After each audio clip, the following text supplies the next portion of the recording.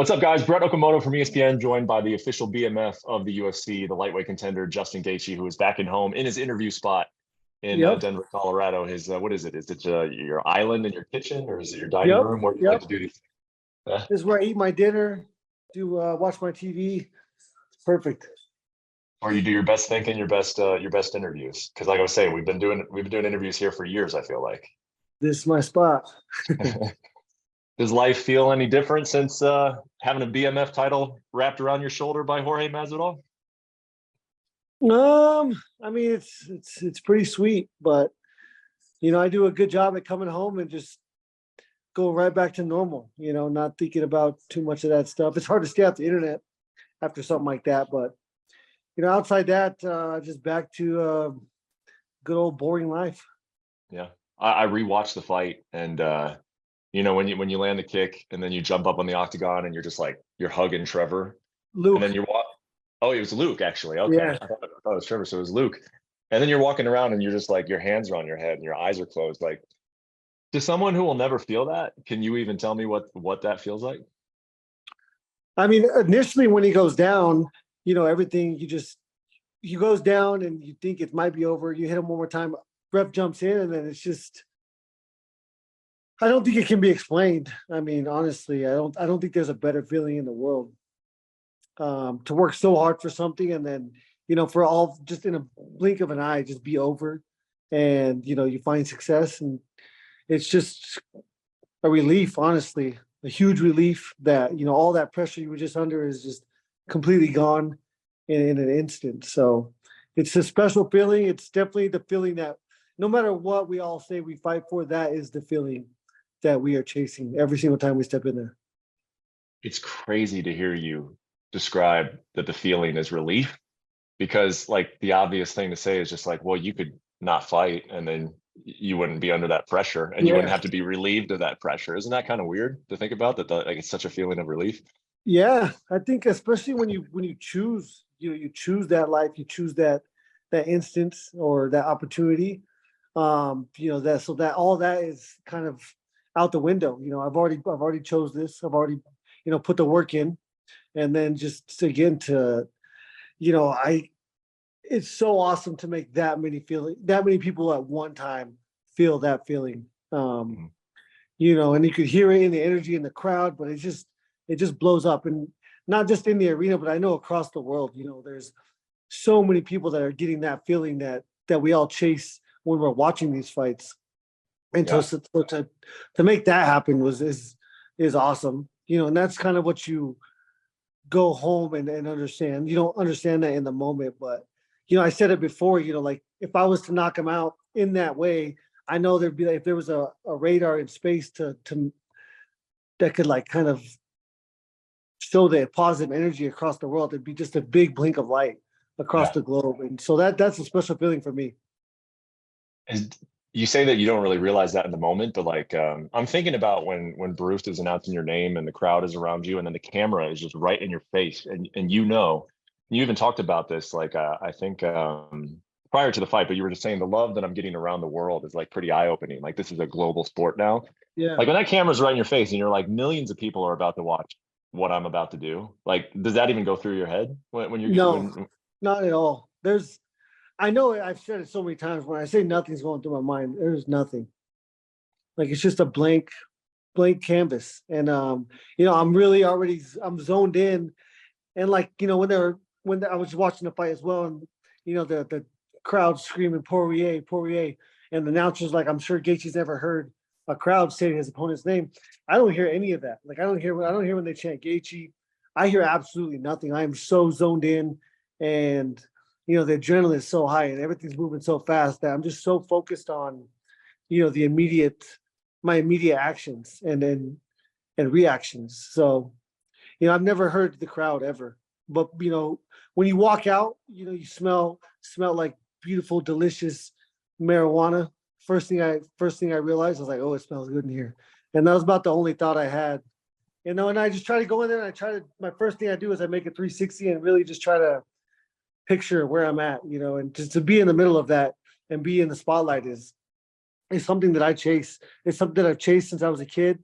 I loved wrestling the biggest matches, in the cities, and the whole crowd wants you to lose. And it's just a special feeling. So you mentioned the commentary. So clearly you watched the fight back. What were some of your takeaways from watching the replay? I'm extremely pleased with my performance. I fought so well.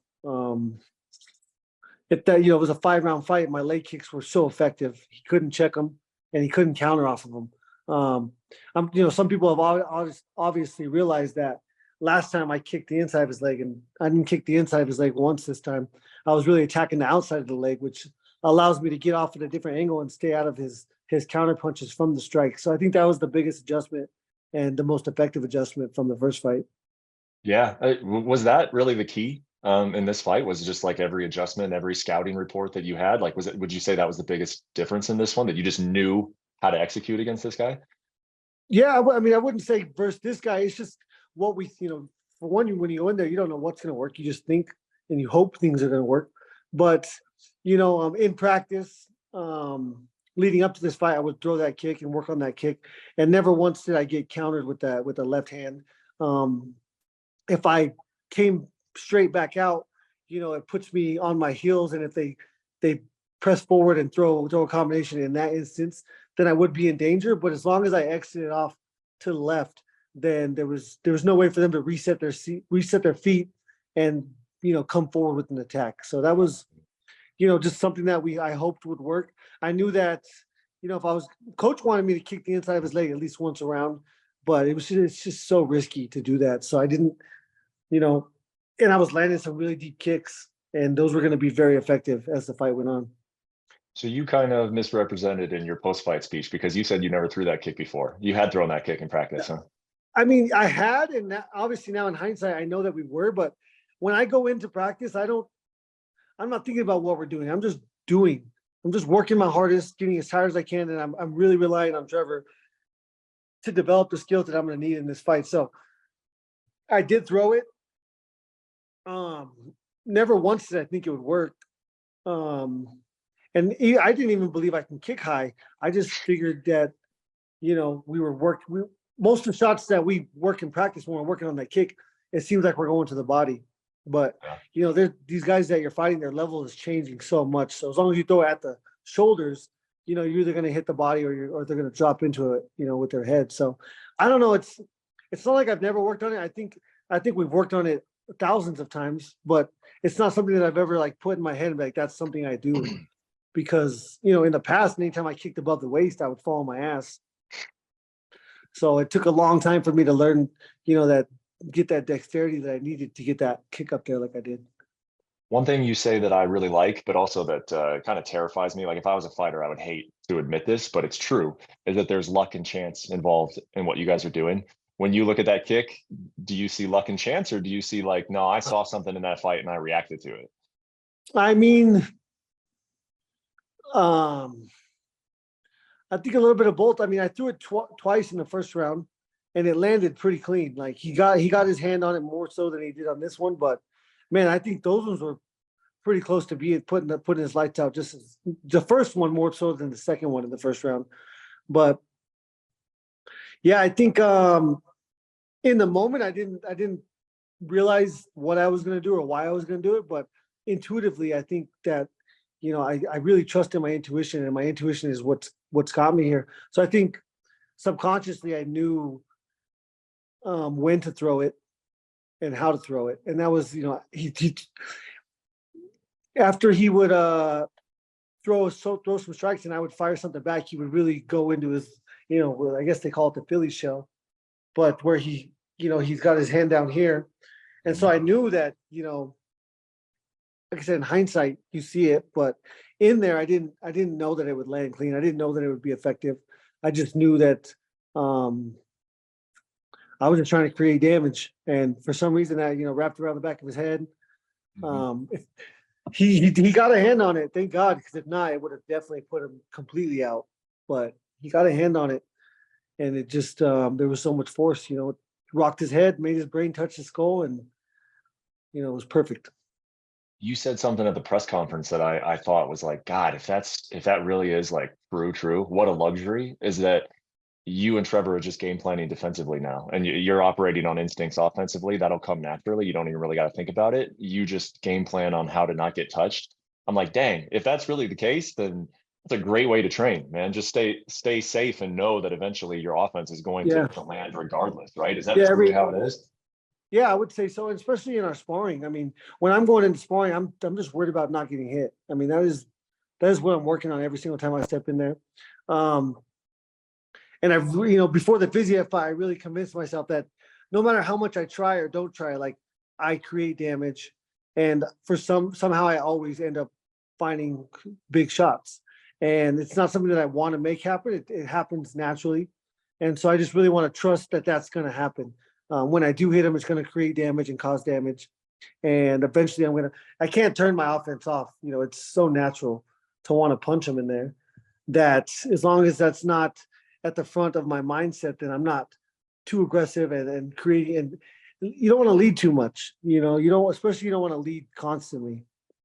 This is definitely a game where you want to lead and you want to counter, and you got to find the happy medium between those two. But yeah, I mean, not getting hit is a huge factor when we're in there. And as long as I'm still alive and still fighting, I have the opportunity to create damage because that's what I do. Yeah, yeah, for sure. The first thing you said to Joe Rogan when he came in there is you were like, in this sport, it's not very often you get a chance at redemption. And like I've interviewed you a million times, and I think we've talked about it a few times, but only kind of like when, like after you beat Fiziev, and it was pretty clear that Dustin was a pretty obvious fight. I think we talked about it a Yeah. little bit, but and you made it sound like these losses just like stay with you every day, huh? Like can you talk about just that feeling of redemption and Yeah. what it's like to not get a shot at Yeah. even in the score against some of these guys? I mean, as soon as you lose, you have to understand that you're most likely never going to get that chance back. So as much as it hurts, you can't let it affect your day to day, training and it's one fight at a time in this sport, and the next one is your most important. The last one is gone, and so we again football, baseball, basketball, they play their opponents multiple times in a season, and they always get a chance next year no matter what. And that's something that we're not privy to necessarily. You lose in this sport, and most likely you're never going to get that chance again. So as much as it's going to eat you away, you have to really make yourself understand that that's out of your control. So I never really sat back and was like, oh, I wish I could fight Dustin again because he beat me. I just knew that in the future I might get the opportunity, and it would be something that that I wanted, but it's not something that I was going to allow to affect me, negatively or positively in going into each one of these fights. Because without the win versus Fiziev, I wouldn't be fighting Poirier. So, Yeah. It's not a concern, but it's as a competitor, it sucks. I feel like it's a real big cliche when a guy goes into a title fight, which I believe, and you can tell me if I'm wrong or if you've spoken to the UFC, but I would imagine that you're next, right? Charles Oliveira, Islam Makhachev, you'll fight the winner of that. I would assume so. I haven't had any conversations with the UFC. Like I said, once the fight's over, I come home and kind of just Yeah. I don't. This is my first. I did an interview with TMZ because they paid me, but outside that, I haven't done any interviews since the fight. And so I was just kind of, I know it's not the smartest business decision to stay relevant, but it's so fast leading up to these fights, and then when it's over, I just really like to slow everything down and kind of put everything away for a little while and kind of decompress, naturally like a normal person. I love For being sure. normal. It's my favorite thing. I love, living alone. It's quiet, boring. Yeah, I like it. for sure. I don't blame you. But I feel like it's and thank you for allowing me to be your first non-paid interview Yeah. since the fight. I appreciate it. Uh, I would imagine that you're next. There's nothing even really for you to say. I mean, I think you're standing right there in that spot, and I think that whenever you go into the title fight, it's kind of a cliche thing to be like, man, this guy, he's just got it all figured out. All systems are go here. Like but that's how I feel about you. Like that's truly how I feel about you. Is that you came up short now in 2 title fights, but you've learned from them. Like you've talked about fighting without emotion. You've talked about cleaning up your technique a little Yeah. bit. it just does feel like you're clicking on everything. Like does it feel that way? Does it feel, are you like a Yeah, much different Justin Gaethje than yeah. the previous two I times? mean, it's felt like this since the Tony fight, honestly. But I made a huge mistake, and I really got caught up in the moment when I fought Charles Oliveira. Like, if you look at the difference between my walkout in this fight and the Charles Oliveira fight, like, I am a different person. I do not recognize the person that fought Charles Oliveira because and it's still a battle that I'm going to face every single time I step in there, is to not get caught up in the what. What are we doing? What's it for? Outside of just being present and trusting in my preparation and trusting in my intuition and being, calm in that sense, or in that arena. And I think, again, it was just a mistake I made. It was kind of the last learning lesson that I needed, because I still wasn't convinced that whether I'm aggressive or not aggressive, I didn't think that was a huge factor. I thought I would still perform the same way, but it certainly, you know, was a detriment to my performance that night. What will I see? Because I haven't watched it in a little bit. If I go back and watch your walkout against Charles and the walkout on last Yeah, I Saturday, mean, what was I'm skipping towards the cage. I'm singing a song that I don't even understand the words to. Um, you're just gonna see me with kind of like Dustin came out, just hyped up. Um, you know, Dustin came out for a war, and I gave him a ballet, and it was the best thing I could have done. I mean, he was expecting a war, and I gave him the opposite, and I guarantee that frustrated him, and he was probably very surprised. And it was perfect. It worked out perfect into my hand. Hmm. How much are you thinking about that title fight in October, Abu Dhabi? You thinking about it yet at all? No, no, I won't. I mean, all I care about is who wins. Who wins. If Makhachev wins, I'm sure he's going to want to fight before Ramadan. So I think, February, March. I'm not sure when it starts. When does Ramadan start? I'm not sure. Me neither. But I think so. Yeah, It'd so, probably be like, somewhere in the spring like that. Yes. yeah, it'd be February, March, April at the latest that he would want to fight again. If he wants to fight again before that. And Charles, if he wins, I have no idea when we would fight. You're gonna fly all the way out there just to watch a fight and then maybe stand in the octagon for 15 seconds. So you're gonna fly to I Abu have no Dhabi? plan. I have no plans, but I'm not against it. Yeah. I didn't get to experience it. I was locked up in a hotel. I didn't see the sun for 10 days before I fought. And so I know when I go out there and COVID isn't, a thing, that I'll be able to enjoy, the culture much more, enjoy the food. And so I'm not against going out there to watch it. I just don't prefer to ever fight there again. Yeah. Like, that's my preference, honestly. But if it's for a world title, we'll do some crazy things. Yeah. I'll have to go out there a month early. Um, I'm a creature of habit, and so to throw a wrench in the habit in the day-to-day routine like that was detrimental. Hmm. I've heard you say that after watching that first fight between Charles and Islam, you just don't really see how Charles turns it around. But Charles has said that he just wasn't himself, that he doesn't even, I mean, he says basically the same thing that you say about your Yeah, I Charles think I fight, think is he that's doesn't completely recognize himself. I think that's completely true. I don't think he would lie about that. Again, we are humans, man, and we are susceptible to every single thing that any human on earth is susceptible to, whether cracking under the pressure, whether you know having false hope and understanding or questioning things at the very end, but mostly being in that big of a time zone difference. And I think he fought him in Abu Dhabi last time. He's going to fight him in Abu Dhabi this time. Mhm. So it sucks. Sucks. What's the worst part about it? Again, it's hard to compare now to then, but I mean, in a different culture, there's different food. Their water is different. 13-hour time difference. Hmm. It's a big time difference. But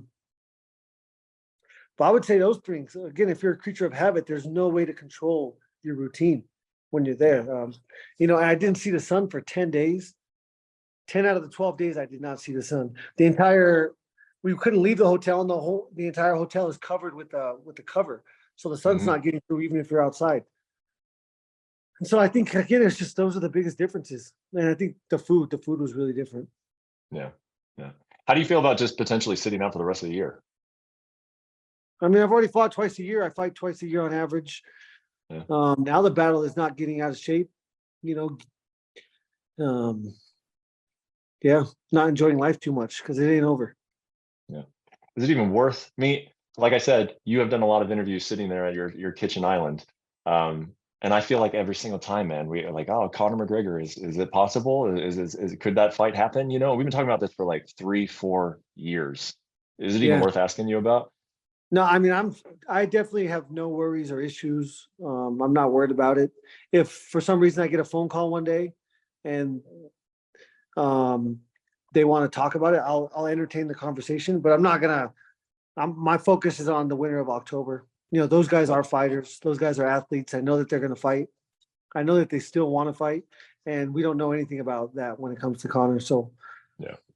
you know, in my mind, it'll never happen. And if for some reason it does, then I guess that would be cool. But I'm definitely not worried about that right now. Yeah, I'm sure not. Last thing I'll ask you, and the only reason I'll ask you this is because I know that Kamaru would be a good sport about this. I just have to know if anybody said anything about you happening to kick Dustin in the head, pretty much exactly how Leon kicked Kamaru in the head in the same Yeah. building. A lot of people were talking about that, and you were actually with him in the locker room. Was there any mention of it? Beforehand, or I mean, beforehand, no, and after the fact, no. No. Um, that's not something we choose to talk about. Yeah. Yeah. You know what I I mean, mean? he even made light of it, like in his little blog. He's like, Justin got the Yeah. job done. I should have gotten the job done in this building last year, you know. But I just thought because it was so eerie that it was like pretty similar. If like maybe anybody said anything about it. Yeah. I mean, I think in a text message he said something about me. Um, that was my fault that all of it got brought up. Yeah. But no, I mean, just lighthearted, you know. It's a crazy game that we play. I think, you know, two different instances of time. I don't think there's any correlation other than they were the same, but I mean that had nothing to do with this. And Mhm. so yes, I mean the fact that it was in the same spot was pretty crazy. Yeah. But I got him in the second round, he got him in the fifth round. So his was cleaner though. I'll give him that. Kamau definitely did not get his hand up like Dustin did. Yeah, yeah. Well, we know Leon is used to throwing those kicks. As you said, you're usually falling over when you're throwing those kicks, so maybe that makes yours more impressive. Huh? No, I'm excited. I'm excited that that's now I'll have some confidence that that is actually part of my arsenal. So it'd be sweet. I mean, I'm sure it feels good. You're just going to be feeling great the rest of the year, just thinking like, I'm cool, man. Don't get overweight, and my next fight is going to be for a UFC championship. Like, is that the Yep. feeling? Is that your real confident feeling? Like nothing can happen that weird that I'm fighting for a title and I'm going to do it. Yeah. No, it's that's on the docket. I mean, I've taken a week off, so I need to really get my ass back in the gym. You know, not sparring necessarily, but just, you know, trying to maintain the cardios. Because if you get too far out of shape, it's such a freaking tough climb back. And I know I got the biggest fights of my life, you know, in the future. And so I really got to get back to work. All right, man. I will. I'll let you enjoy the rest of your day. Thank you so much for joining me, man. And congratulations on a heck of a knockout. That was fun to watch. Thank you. Yes, sir. Thank you for watching ESPN on YouTube. For live streaming sports and premium content, subscribe to ESPN+.